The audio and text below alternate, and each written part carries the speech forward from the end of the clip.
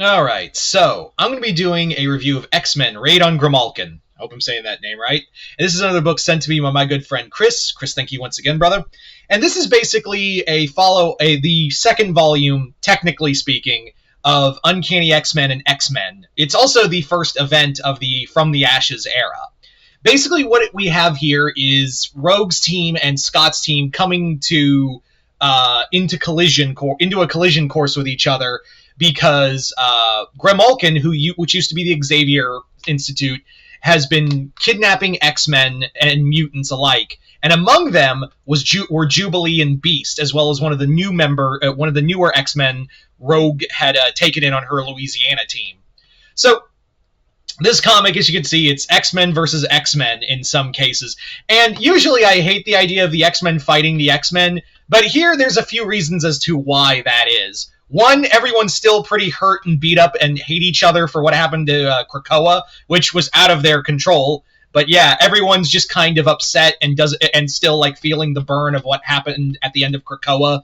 And one of the inmates there is Charles Xavier, and Rogue wants to save him, but Scott, on the other hand, Scott makes the perfect point of, we don't need him. Scott, like Xavier, all Xavier has done to us is just ruin people's lives, which he's not wrong. Xavier basically swept a lot of things that were wrong about Krakoa under the rug, killed people, a lot of innocent humans during the Fall of X, surrendered Krakoa during the start of Fall of X. Then he also, let's not forget all the fuckery he's done with the Lost X-Men. Remember, like, he's the reason we have Vulcan and Onslaught. So yeah, I'm with Scott on this one. I was like, fuck Charles. Like, really. But yeah,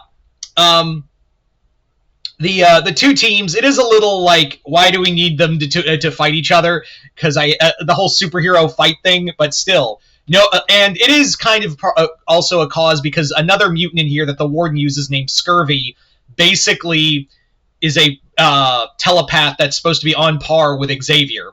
And we also get Scurvy's backstory in here and a bit of the Warden's, who used to be a podcaster who was anti-mutant and actually slept with Scurvy before his mutant powers degenerated. But thank God we don't have that in real world, where people will get kidnapped off the streets and taken to a black site where they're possibly tortured and maybe even murdered off-site. And also the place is run by podcasters and other people who are woefully unqualified to have any sort of government power. I'm going to pause a little longer so that sets in for everyone.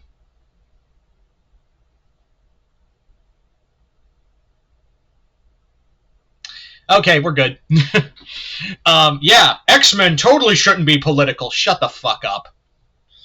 Anyway, what I like about this book is that the X-Men versus X-Men thing isn't a big deal. Like, even they're like, yeah, we can't really deal with our own bullshit. We've got to save our people here.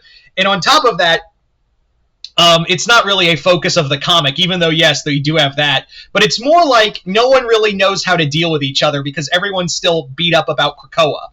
And I also really like seeing all these mutants, all the X-Men back together, and the story's pretty simple. It is just more about seeing Xavier, finding Xavier, and everyone's still trying to find their footing. And yeah, I also really like how Jubilee is used in here, where she's like, I didn't just learn from I didn't learn from anyone. I learned from Wolverine. Also, there's a moment in here that's kind of sad, because for those who remember, when Beast died in the Krakoa era, he was basically a monster by the end of it, and this new Beast is basically just uploaded with all the thoughts of Beast all the way up to the 90s, to the early days before he met Jubilee. So he was like, when Jubilee sees Hank again, she's like, Hank, over here, and he's like, oh, you're Jubilee, right? And she's like, oh, that's right. I was like, that's really sad.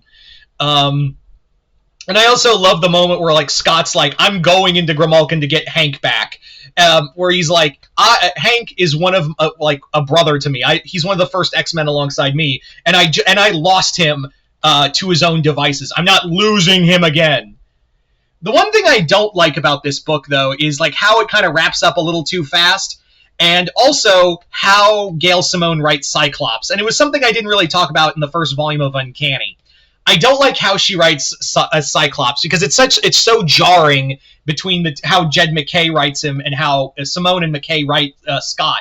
Basically, she has a moment where in the second part where Scott's talking to Rogue, like, hey, I'm going to Grimalkin and we can't have 16 X-Men there. It'll be an act of war. And I'm like, you talked about having a war already, Scott. Like, that's the whole thing. And on top of that, there's a moment where it's like, Rogue, are you mad at me? Am I doing the right thing?